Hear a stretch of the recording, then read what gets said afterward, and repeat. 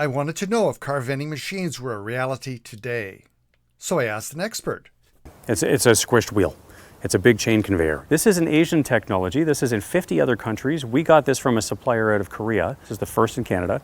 First one in the world that has electric vehicle charging. Hi, I'm Lawrence, and I lead bicycle tours in London, Ontario, Canada. And today our mission is to visit Canada's first fully integrated smart community. It's what they call a net zero. It's a solar-powered community. So we're going to visit that today, and we're going to start out. It's a little bit later than last time. Last time was in the morning. Today we're going to be going in rush hour traffic, which should be exciting. But we'll get started. And I'll just turn the camera around. You can see that's Sifton Bog. That's where we were last time. At the end of last video, if you watch that. Now I just got to get turned around here. Try not to get wiped out. Okay, here we go.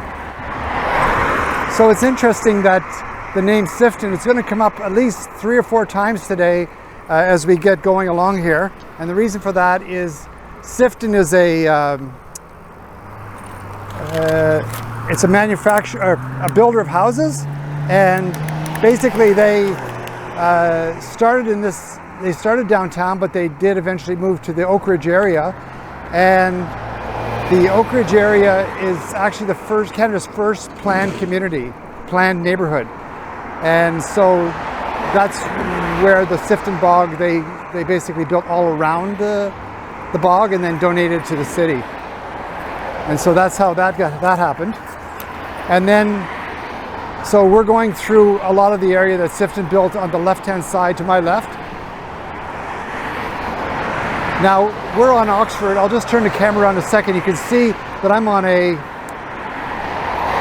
road with a lot of traffic, 4 lanes, two lanes, 2 in each direction, and a white line to protect me from traffic. So I'm going to turn oh, there we are. That's protecting me, that white line. So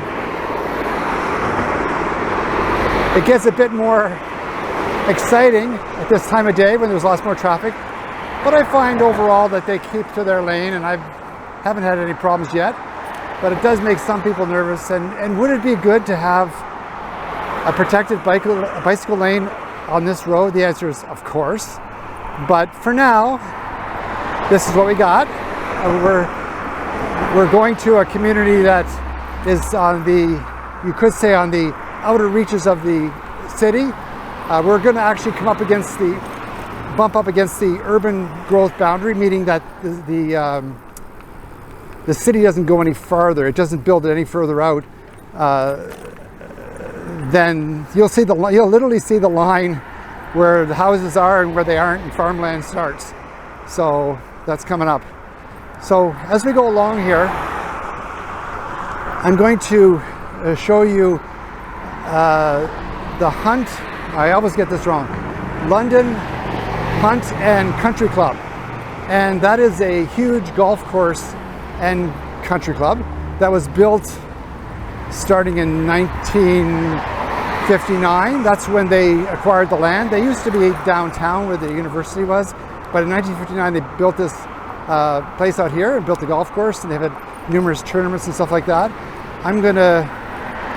It's a pretty big acreage, and what I'm gonna do is I'm going to do what you might be too shy to do, because I have no shame. I'm going to turn the camera around. We're going to actually turn into the country club and go as far as we can. And I don't know if you can hear the roar of the traffic right now, but here we go. We're going to make a right turn here.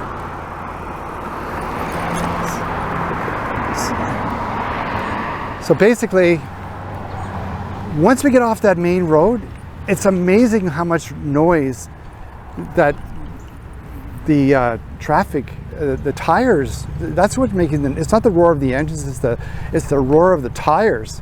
So I'm just going to turn you around again. You can see we're entering the gates here. They put this curve, I'm sure, to block the road noise, because it's absolutely dead silent now that we've got off the main road. So we're going to go in here just a bit past the gates, dogs, and there's a tennis court on the side over there. Way in the back, there's a golf course, and it says private property. So basically, that's my first indication that I probably shouldn't be here, and neither should you. So we're just going to turn around, but I will put a map up, or if I'm really lucky, we'll get the drone shot so you can actually see the golf course and how extensive it is.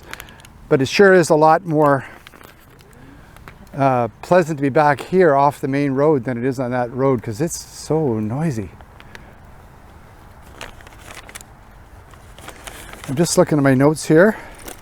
I think this here, 275 acres. Imagine that.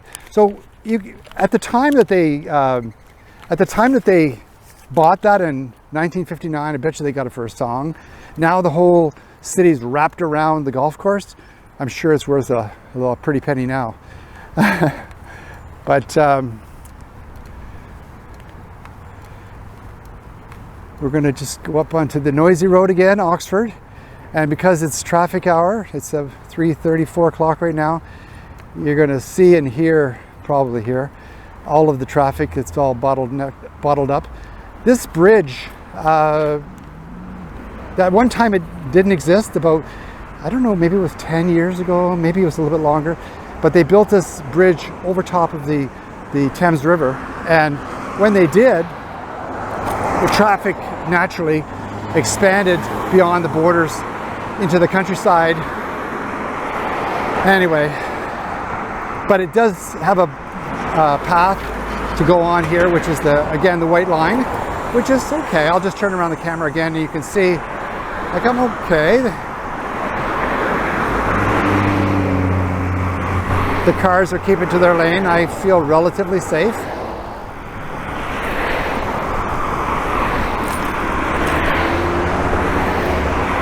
So when we get a little further along here, I'm going to show you the river we're going over top, and it's just absolutely gorgeous. And that's why I am making these videos, is so I can get people to explore the city by bike, because there's so much to see. And I was just talking to my son, and we were talking about how cars are to get you to your destination. It's all about getting you there. A lot of times you're not really looking around and smelling the roses. You're just trying to get to where you're going. Bicycles are about the journey. Cars are about the destination. So if you want to have a nice journey and you want to enjoy yourself, then get on a bike. So this here part of the journey is a bit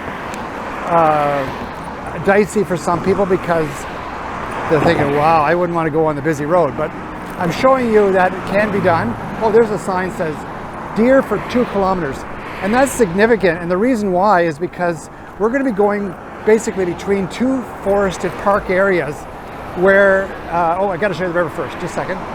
There is the river. I'll go over to the side here.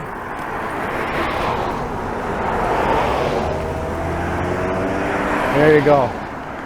So none of the cars can see that. That's the thing, the cars can't see what we see on the bike.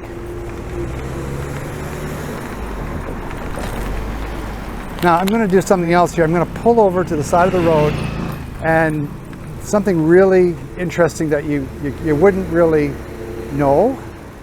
Okay, I'm just going to stop here, park the bike.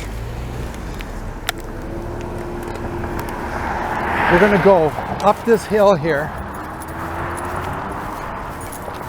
There's 4 access points to the trail on the right hand side. This is the Cairns Woods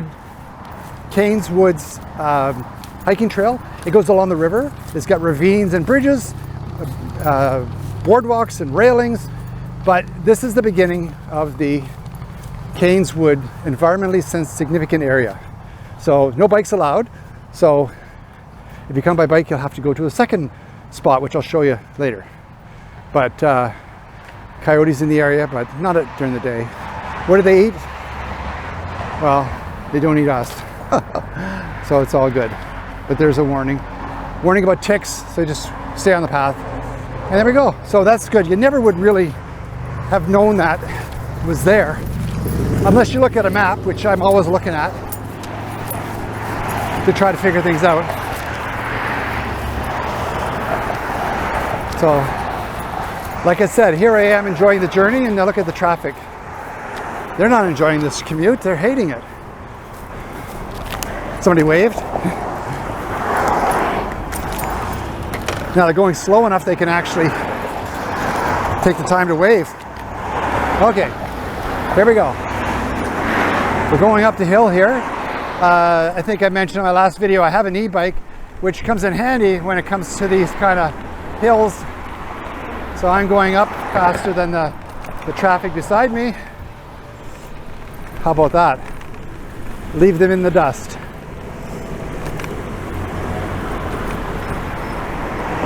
What's interesting about this, we're entering into what they call the River Bend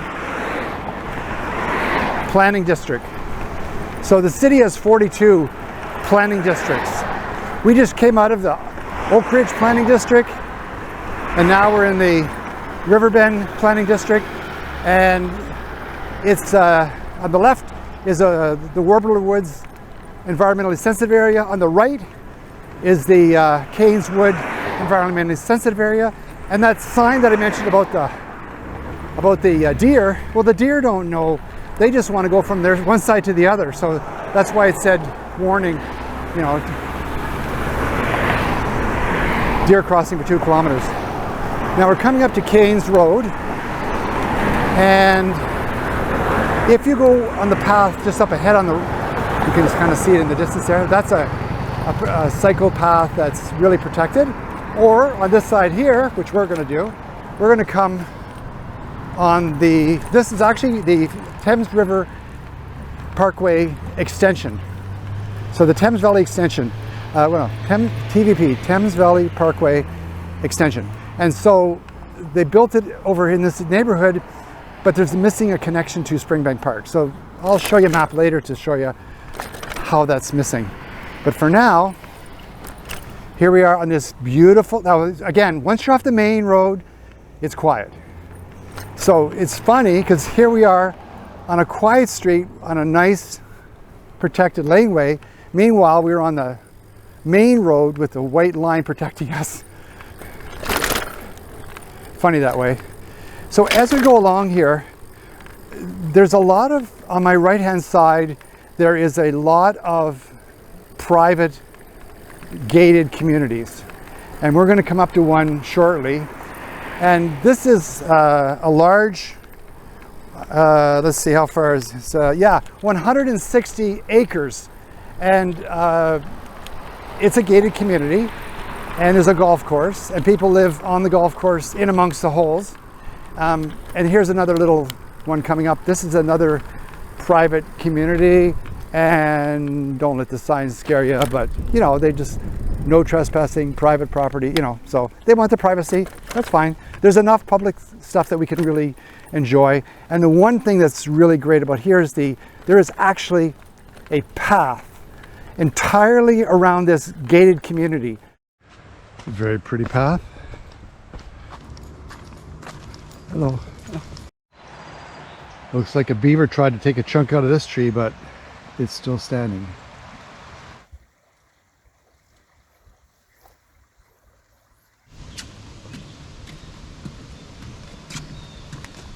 I'll show you on the map where it is. It's right along the river, so the public can go along the river, and the people who want to live in the gated community can golf inside. So we're going on the Cairns Road extension of the TVP, but we're in good shape here. So the public stuff is great. So I'm not holding against those people who want the privacy. They probably earn their money and they want the privacy, but we're gonna just have a look here. I'm gonna take you into the gated community, only to a point, because again, no trespassing. Okay, here we go. So this is called the River Bend Golf Community. Welcome to River Bend, except if you're not a member. So if we go in here, we're not really welcome. There's a sign saying notice, 24-hour surveillance. I talked to the security guard yesterday. She is so nice. Hi, Lisa. Hi, Lawrence. How are you today? Fine, thanks. See ya. Good ride. Thank you. But they have their job, keep people like me out, non-members. But you can see people go through that. There's a turbo, whatever that was. Nice looking car. But we're just going to turn around here now. We got a little bit of a peek. Like I said, I'll put a map or a drone shot up so you can see the kind of community that's behind there. Everything. Hi. There's a little toot, the horn. Okay, here we go again. We're back on the path. This is the multi-use pathway. Completely safe, even though there's not that much traffic on these side roads. We're going to go a little bit further up here, and then we're going to turn right, and we're going to go into the woods, closer to the environmentally sensitive area, kind of on the outskirts of it. You can't take the actual path that goes along the river. You can't go by bike. You can walk it. It's a 5.8 kilometer path that you can walk, but not bike. And I forgot to tell you. There's back ways I forgot to tell you. The second access point is along Shore Road. At the end of Shore Road, there's the second access point. So the one that I showed you off Oxford, the one that I walked up the path, that was number 1, and then Shore Road was number 2, and then just up ahead, I'm going to show you the turn here. We're just before we get to the road called Riverbend. We're going to make an abrupt right turn and head into the woods. And here we go.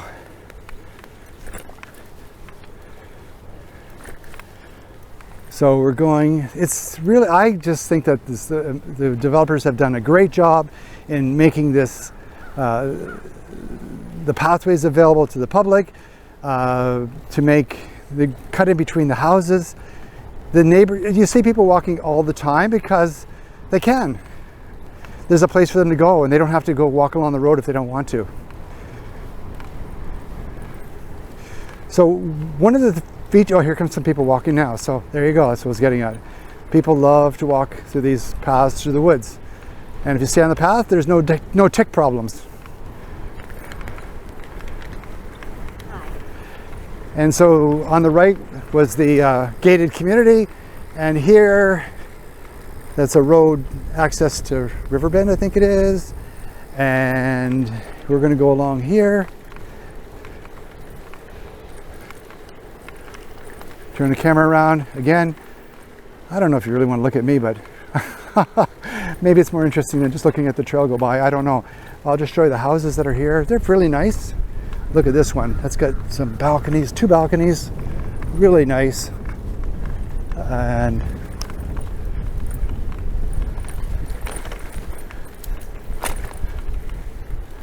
very beautiful.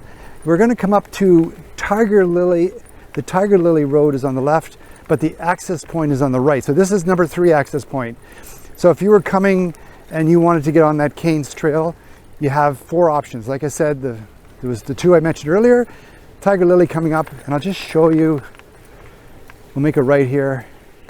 So Tiger Lily's on the left, the path is on the right. I'll just take you down. It's very beautiful. We're going to go right by a stormwater management pond, and I think in my last video I described what that is. Basically what that is a way to kind of stop the stormwater from the roads to race into the river and cause it to flood. And also it filters out the particulates. There's a shot of it there. Pretty much lily pads, frogs, and ducks. Very peaceful and very quiet. So we get down here.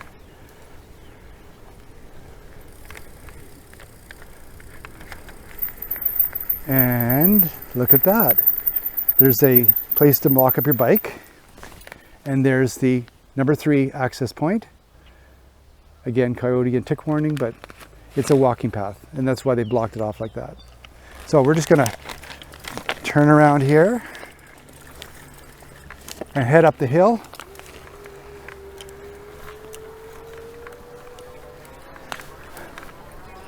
So at the beginning of this video, I was explaining how the we're going to be going to the smart community, the EV, solar powered electric community.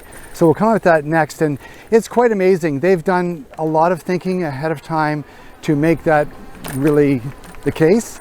The company that started this was called Sifton. I told you about that earlier. They built Oak Ridge, the first planned community. They built that Sifton's Riverbend golf course that we kind of looked at briefly. They also donated that bog. And now the last thing I'm going to talk about Sifton is that they did something called West 5. It's the smart community. And inside of West 5 is going to be, I think, 2,000 homes, maybe 2,500 homes. It's really, really huge. There's a dog. Hi. And there's some people up ahead, so I have to watch what I'm doing here. I'll just ring my bell here. Thank you.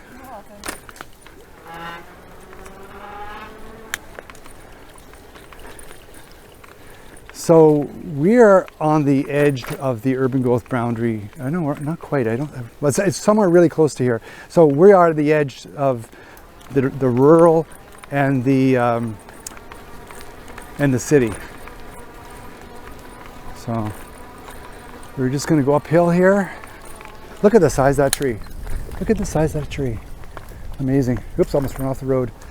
Okay, on the right, I think they're going to develop that. Right now it's empty. All right.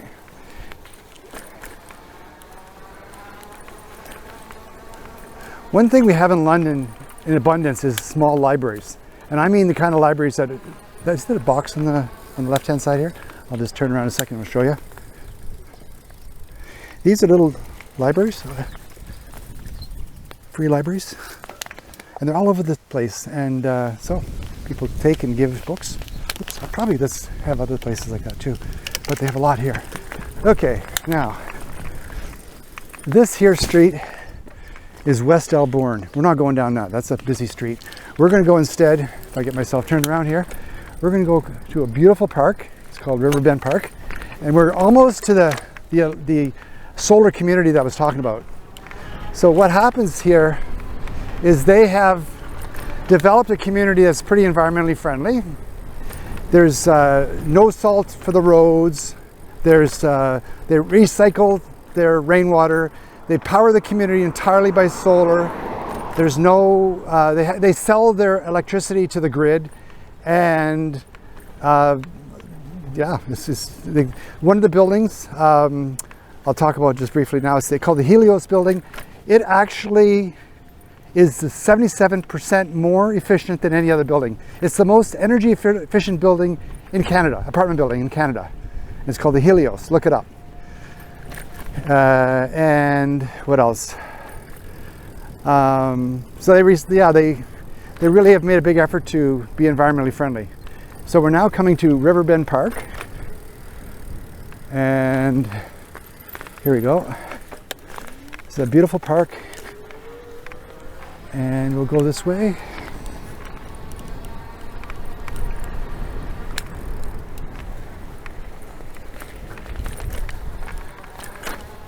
So they have kind of a circular design here. On the left, there's washrooms, and on the right, there's 3 little playgrounds here. And as we go around, there's a water park. We'll get there next, coming out to that. I'll just turn in so you can see the little kids. Maybe I'll even get I don't want to get the camera wet, but if the kids push the button, the water all starts spraying.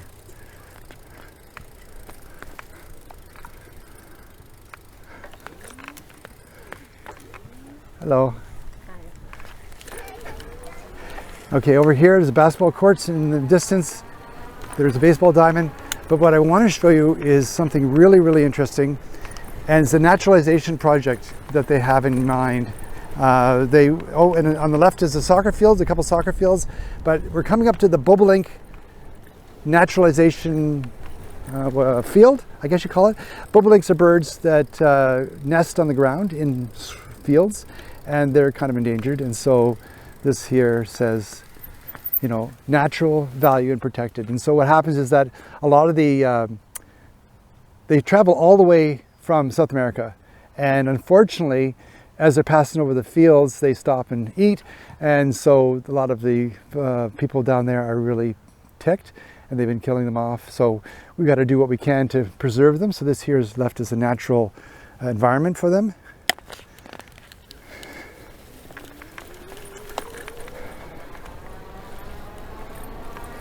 And there's all kinds of signs here, the green ones here saying, you know, naturalization.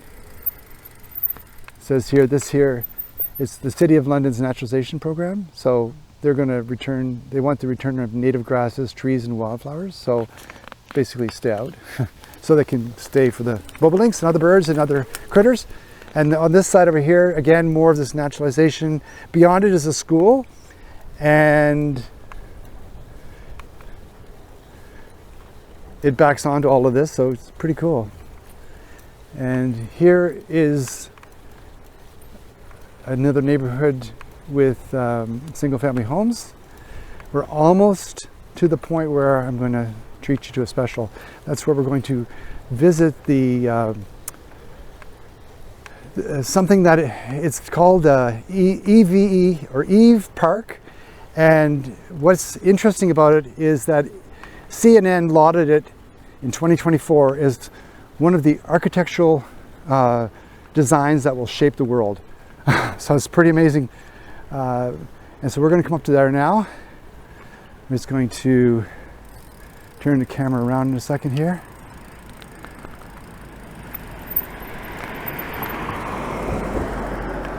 There's somebody on their bike as well, and there's dogs walking. So we've now gone from the park, we're going to the solar trail, which is very fitting because once we cross the shore road there, every building has got solar panels on the roof. And this is what they call West 5. So inside the bigger Riverbend community is called West 5. And inside of West 5 is the EVE Park. So I'm just going to go over here. It's called EVE Park because it's kind of like electric vehicle enclave. So we're going to go over here and we're going to meet Derek. Oh, there he is.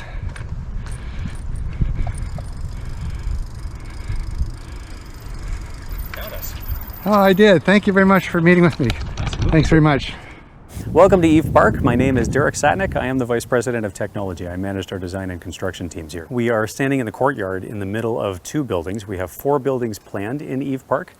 And there's a lot of quiet, sort of subtle ideas that are built into everything that we do and see here. And some of them you wouldn't realize until I explain them, and as soon as I say it, you can't unsee it. So I'll start with where we're standing. This is called a woonerf. This is a Dutch idea. There's really no line between the sidewalk and the car space. There's no road per se. It's just all one big open something called a woonerf. The idea is when you drive in off of the road, you're probably a resident who lives here, and you don't really know where the kids or the dogs might come out, so everybody just automatically walks slow. Nobody has ever complained about it. We've never needed a speed sign. People just behave themselves because they know, my kid could come out. I want people to be slow when my kid comes out. So everybody just behaves themselves. And it's really, really nice. It means that everything is just comfortable speed. You guys can come in on bikes and everybody will be comfortable and there's really no crisis. Or it sort of immediately calms you as soon as you get into the neighborhood, which I love. So we start on the woonerfs, and then once you get into the neighborhood, you can feel free to look around inside the courtyards here. We have worked really, really hard to get rid of all the driveways. We need enough space for a fire truck or a garbage truck, and people have to be able to get in here. But we have stacked all of the cars so that we can avoid having driveways that go everywhere. If we took our semi-round buildings, they look like helices. They're sort of rounded in around a courtyard. Again, borrowing some European concepts here. There's space in the courtyard for people to share. There's places to sit and have a coffee or talk to a neighbor. And we do have kids sort of playing out here with their bikes and scooters all the time, which is really nice. People walking their pets all the time. But we've had to give up something in order to give that space back to people so they can actually live in this space. So to do that, we had to get rid of all the cars. So we stacked them all here in the garages. This is an Asian technology. This is in 50 other countries. We got this from a supplier out of Korea. There are some competitors, but this one's the best one, we think. This also happens to be installed in New York and Philadelphia and California. There's a few in North America, but this is the first in Canada. First one in the world that has electric vehicle charging. So we can charge up to 26 electric vehicles hiding behind those doors. If you live here, you get an access pass. You can drive up in front of the door and there's a scanner right in front of the door. Your access card will be seen by the scanner. It'll check and make sure there's a parking spot open for you, and then it'll bring it like I call them Ferris wheels or carousels, and other people call them car vending machines. It's all the same idea. So when you open the door, there's a whole bunch of parking spots in there, and it'll rotate down and give you an empty parking spot, turn everything off, then open the door. There's a mirror in the back. You drive in. We'll show you later. Yeah. It's a squished wheel. It's a big chain conveyor in the middle. It's like an industrial conveyor that carries cars. It's really heavy duty. This one's for sedans. The other garage is for SUVs, so we can put 14 sedans in the one tower. We can put 12 SUVs in the other. That's why it's 26 cars total. So now that we can store all the cars up in the air, it gives us land to do other more important things. Now there's an irrigation system behind them. So we were talking about how to make this whole place beautiful because we worked so hard on the landscaping and on getting people out to use the trails and enjoy the site. So we wanted a green wall here. If we put a vine on the bottom that'll climb the whole thing, then it'll climb everywhere. It'll be a big mess all the time. So we have vines at every level instead. We have cables there for them to climb, and we have a moderate growth set of vines there. We hired a landscape professional to design all this for us. So 5 years from now, that'll look gorgeous. It'll be a big thick mat of green and it'll all be sort of filled in nicely. If we designed it to fill in this year, then it would fill in this year again next year, and we'd have like plants hanging everywhere that we'd have to do lots of maintenance on. So this is kind of the happy medium. But give it a couple of years, that's going to be a green wall, and it'll climb up all of those little wires everywhere. There's an irrigation system in behind that, and there's drainage if it ever rains heavy and it overflows. So we've had to think this one through pretty carefully. It's basically a garden on the wall, vertically. So when we were thinking about how we wanted to design these courtyards, we put a lot of effort into it. We were trying to figure out how to give people life back and take away, because normally the standard default would be you unroll this, it's all square. In front of everybody's house, you're going to have a driveway, probably a garage. And by the time you do that and add access laneways that a fire truck can drive on, you really don't have a lot left other than asphalt. So now that we've stacked all of the cars away into the parking towers and given ourselves the land back, that means that we can actually use this space for the residents. So on the outside of the building, we have trails that go around and hook up into the neighborhood trails. Just off our property is the edge of a schoolyard and a 50-acre park. So we've got a really nice park. So rather than trying to worry about park space on our property, really what we need is to connect to the big park that's right next door. So we do that. All of the trails that wrap around Eve Park go to the community park, the neighborhood park right by the school.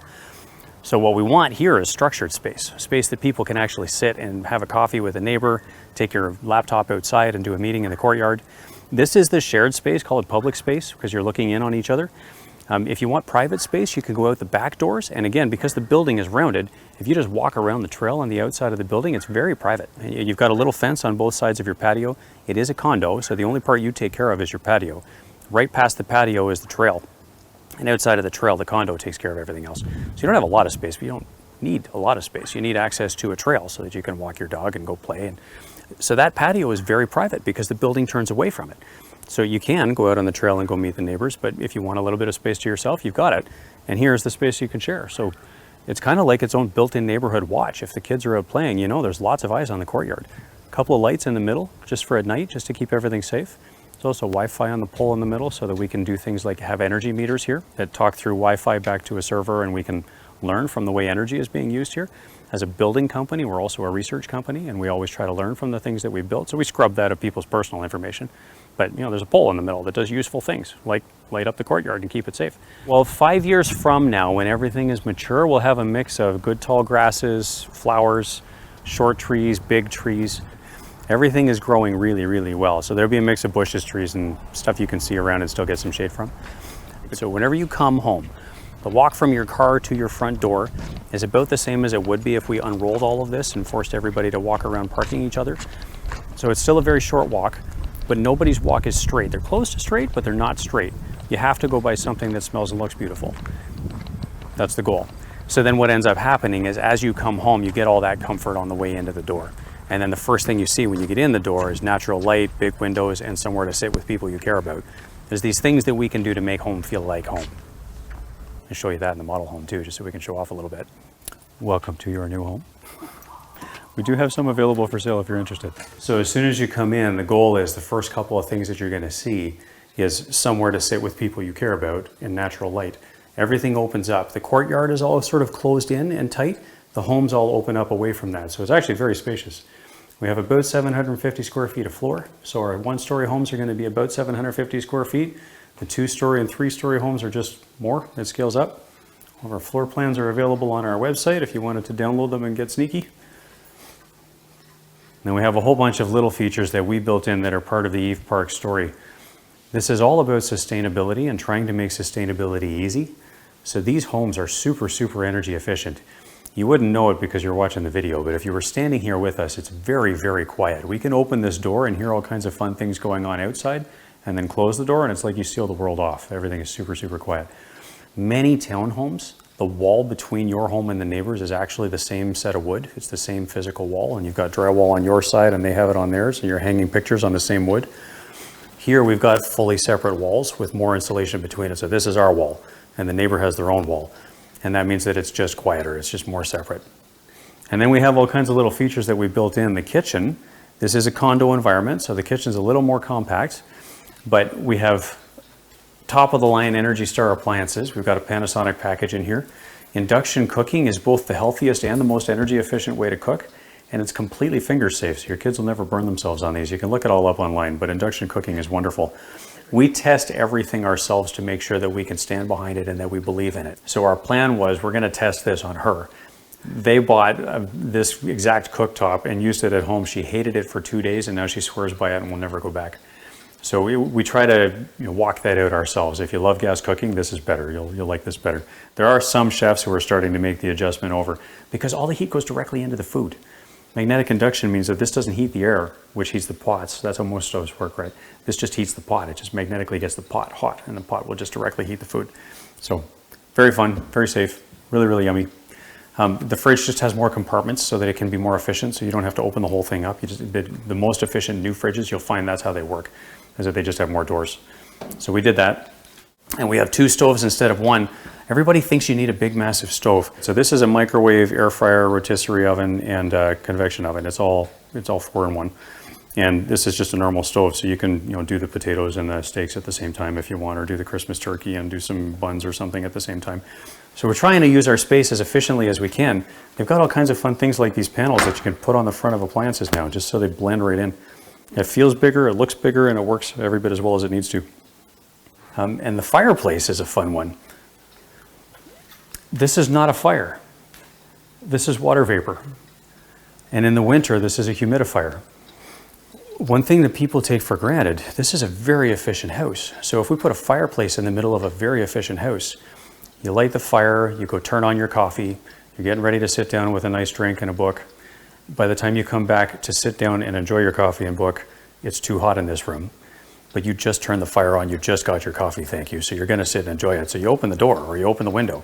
So now you've got the cold winter air blowing in and the fire's on at the same time. The thermostat has turned off because the room is too warm because the fire's on. Now your whole house is goofed up and you haven't even enjoyed your coffee yet. This is a very efficient house. It doesn't need the heat. But if you love fires and you're looking for ambiance at the holidays or some family time around a campfire, this is an electric fireplace. No carbon monoxide detector in this house because we have no sources of carbon monoxide. That's just water vapor, it's mist. It's completely touch safe. The only problem that I have with this is that you have to teach your kids that real fire is not safe because in this house, it's safe. And you can leave that on all day and it will humidify the house. In the winter, this is a very good thing for health. And you can enjoy it all day long. Just LEDs. I have a magic off button in the drawer over here.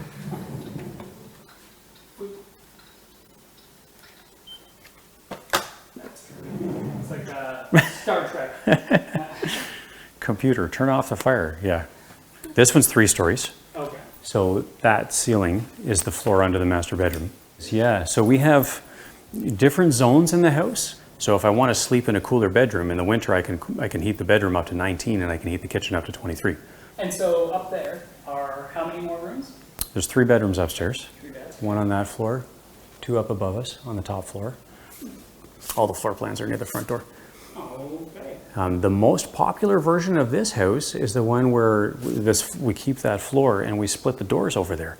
And we end up having 1 outside door and you come into 2 inside doors. Everybody is fussing about housing affordability right now, rightly so. There's such a problem with housing affordability. There is only so much we can do about that because it costs us more than $200,000 just to draw a box on the ground not even dig, not even get started with any construction yet. So what we can do is we can provide different ways to build the house. So this house specifically, we have upgrade options where you can put a garden suite on the ground floor. So you come in the front door and you see 2 more doors. The neighbor next door has done this, where he and his wife and kids live upstairs. They have their own kitchen and living space and a couple of 3 bedrooms upstairs. And then the ground floor, his mother lives down. So they've got 3 generations in the one house, 2 mixed families.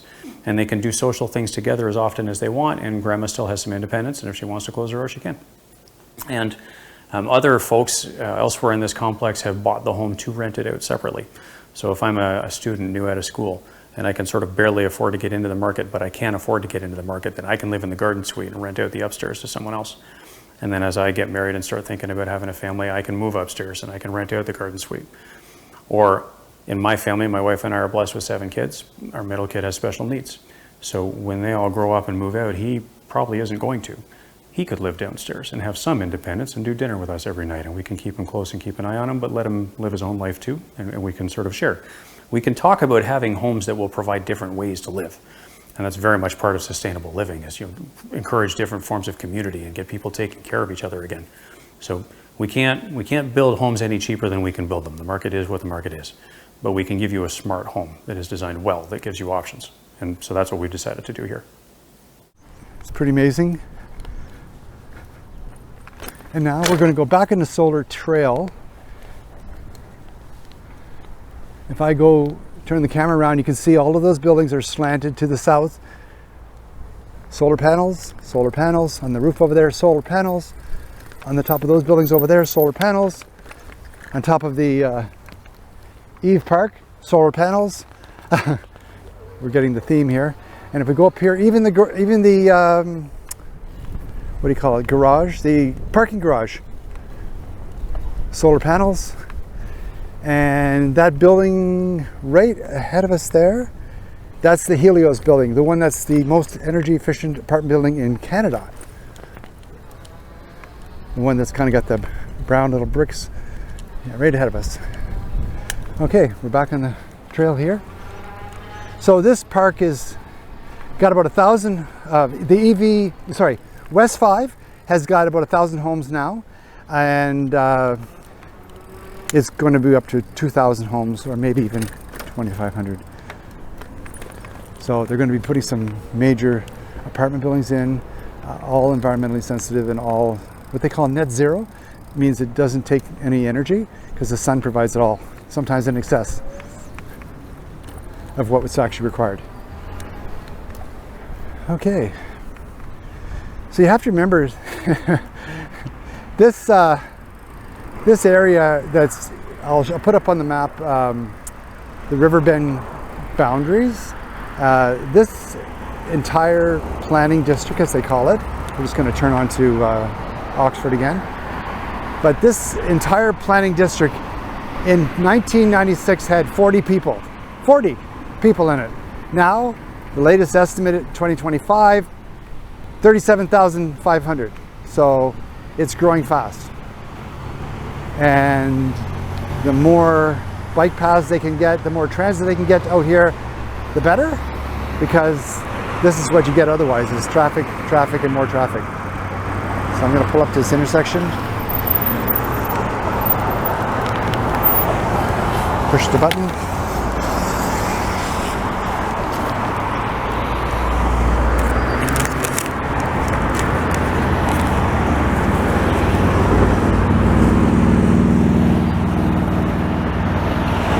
So the West 5 is 70 acres.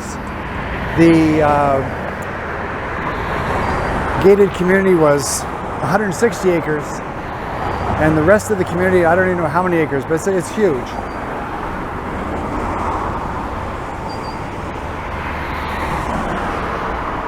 I forgot to say the 4th access point was the one where we came out and I said that little library was there. That's the 4th one. So there we have it, 4 access points to that.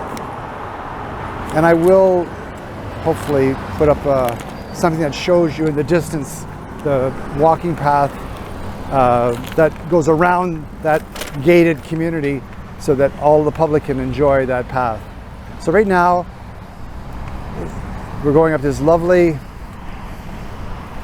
bicycle path. Despite all the cars being in traffic, we're not.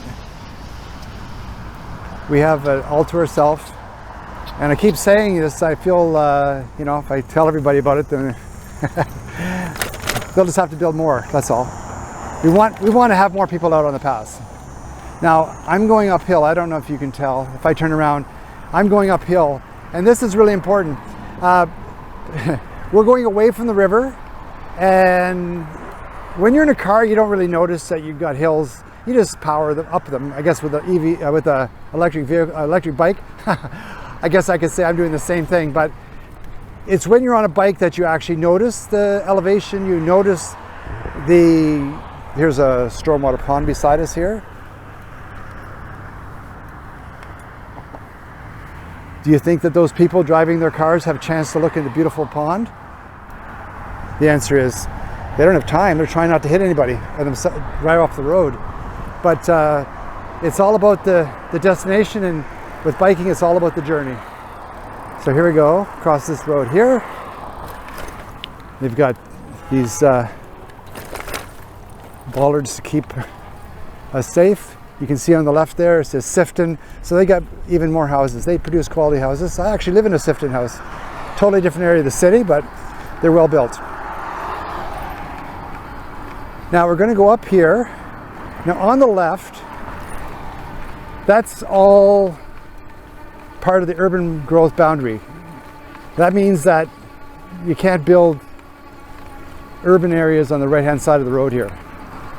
But on the left, they can build. There's all these builders have these signs up for you there, and all of these new houses coming in. So we're literally on the edge of the city.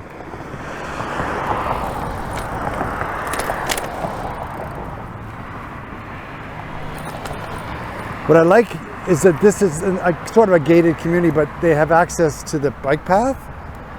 I mean, that's the way it should be. All of these people can get easily to the bike path. That's one entrance, and here's another one here. So that's the way it should be. I don't really understand if you want to block yourself off totally from your neighbors. So these are some of the older houses that were along this rural country road. They tend to be a little bit bigger. We're getting much more dense building on the left-hand side here. We can see the new ones coming in. Sometimes we have stacked townhouses, they call it. Now, as we come up here, if we were to go straight on this bike path, it would suddenly come to a dead end. And that's because, once again, that's the urban growth boundary. So we can't, and this is called fountain grass. So we're gonna go up this street.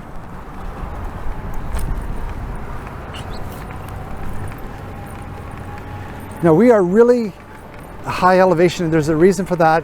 This is where the glaciers came through and they dropped all of the sediment and formed moraines. And so we're on top of a moraine. So it's really hilly here. And that's why when I turn the camera on in a second, you're going to see, they call it Upper West. So we're as high up, and then the other road's called Upper Point Ave. Just driving home the point.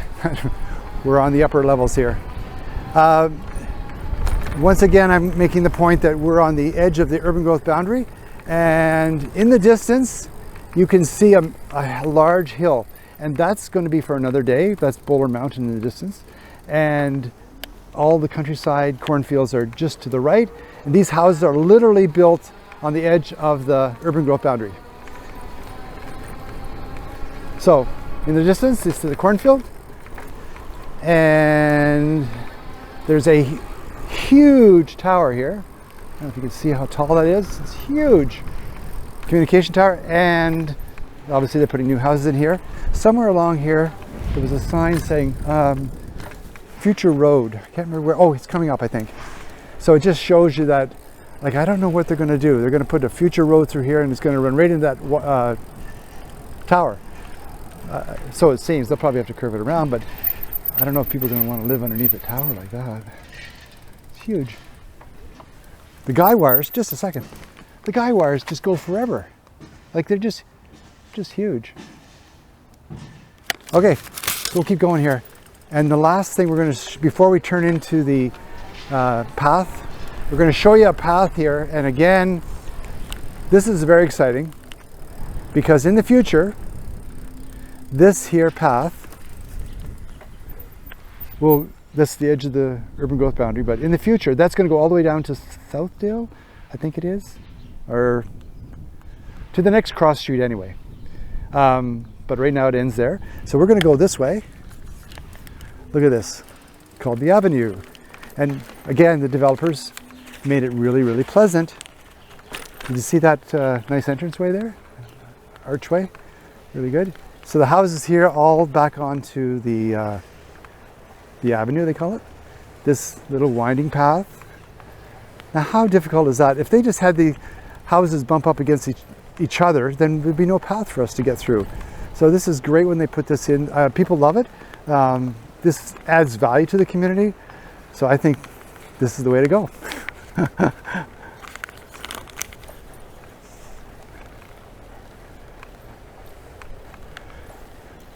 So another feature that they have here is they have what they call raised intersections, so that it's a design feature. You'll notice that the bikes and people can walk across the level, but the cars experience a bump, so it's naturally going to slow them down. So that's a little design feature that they have to slow the traffic down, and pedestrians have the priority. There's another dog and someone walking along here. Hello.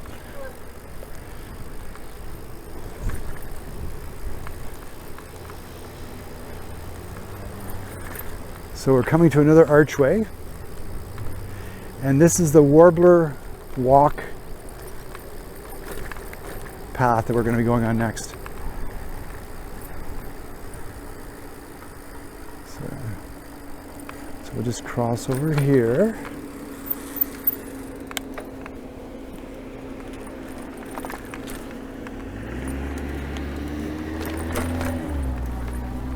If you ever come this way and you want to explore, go left along that path. It's beautiful as well. But today we're going to go to the right, and we're going to go up here, which is the one that goes behind all the houses. And this brings us up against Warbler, what is it called? Warbler Woods, is it? Yeah, the Warbler Woods environmentally sensitive area. And there are 12 access points to this here very long, very beautiful, protected area. Now, we talked about the upper West Road and Upper Road, and well, now it's all downhill. So there's a reward at the end for all the hard work getting up here, and now basically it's just all downhill. It's totally gorgeous. I love it. There's access for people to come in there. And we're going to continue down here. Beautiful. All downhill.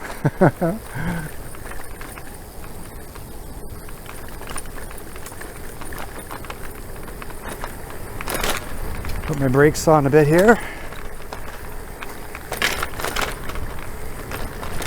Whoa! Whoa! Better slow down here. Getting too much excitement.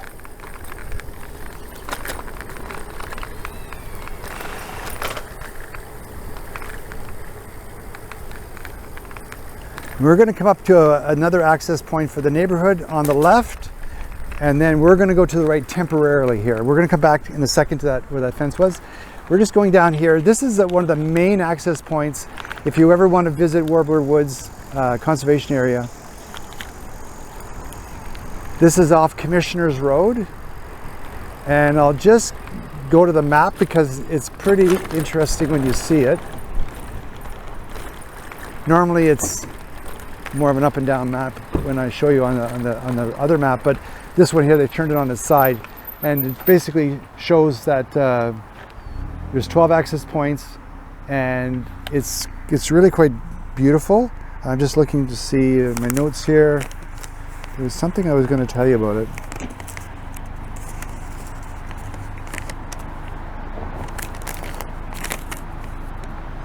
Do you think I can remember? That's the problem when you get old. You forget things. You know, it's weird being the same age as old people. But it's a scientific fact that those people who have a lot of birthdays live longer. Silly, oh boy. Those are my old jokes for the day. I have one more.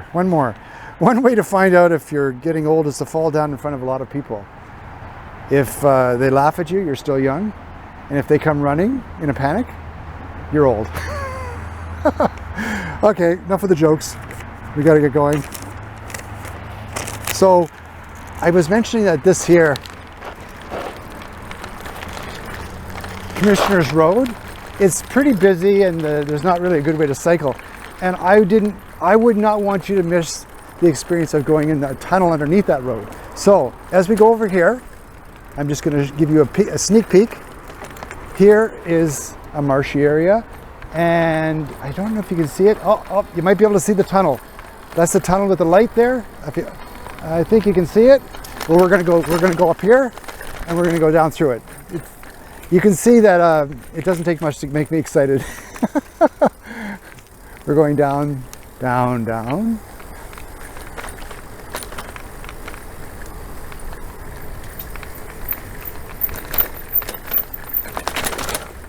Through this tunnel. Above us is Commissioner's.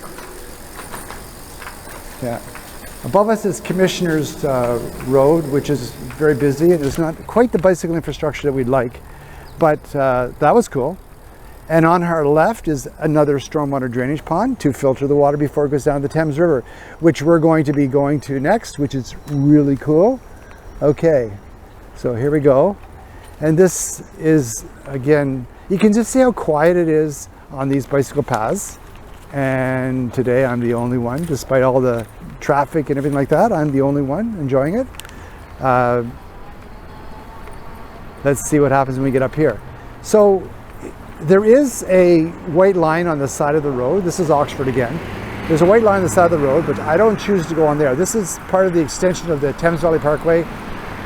And I'd much rather be on about, I don't know, about 10 meters from the busy cars? I'd rather be way over here. This is the kind of path we need all the way along Oxford, not a white line that doesn't really protect you much from traffic. So we're coming up to the Oxford Bridge. And if you're really observant, when I turn the camera around, you'll see where the number one access point was for the Caneswood Trail. It's right over on the opposite side. That's where I stopped the first time. You might be able to see the white sign in the distance. That's the first access point. Now we're turning the camera this way. This is the Thames River. Absolutely gorgeous.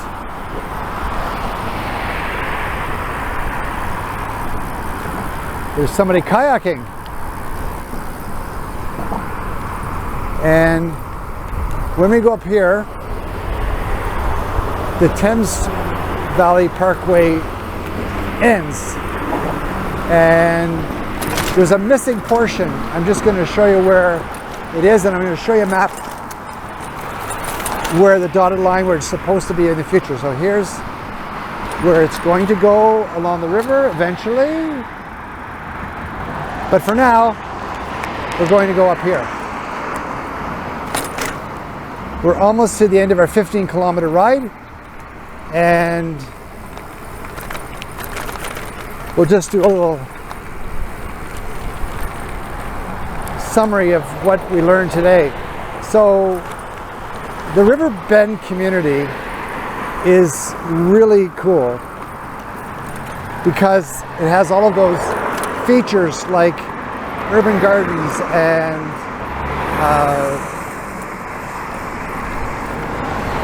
they recycle their rainwater and they use solar power and all that. The problem right now is it's not connected to the city with bicycle infrastructure or urban infrastructure that makes it pleasant to get back and forth from the main part of the city. So the latest statistics I could find was that 1% of people go by bike to commute, 2% by public transit, and the rest by car. So why is that? Well, if you build like this, you get this. If you build for cars, you get cars. If you build for bikes, you get bikes. If you build for public transit, you get people using public transit. So I hope you enjoyed this trip through River Bend. We are now coming up to Sanitarium Road, which is a whole different story. Next week we're going to be going to the most southern mountain in the province. So it's right inside the city boundaries and it's really cool. But to get there, we're going to start our next trip right up here. It's called Sanitarium Road. There's a story behind that too. But we're now going to sign off here. Until next time. I forgot to mention, if you are interested, if you like these sort of tours and you want to go on a tour with me, you can. londonbicycletours.ca. You can just email me or text me or call me and we'll book a time. You can go. It's not here necessarily, it's more in the center of the city with heritage neighborhoods and with the Thames Valley Parkway. But the other thing I forgot to mention too is the last video where we went to the Sifton Bog. You can also click on somewhere on the screen here and you can, I'll just move it over like that. Yeah, so you can click on the screen and look at that video and I'll see you next week. Goodbye.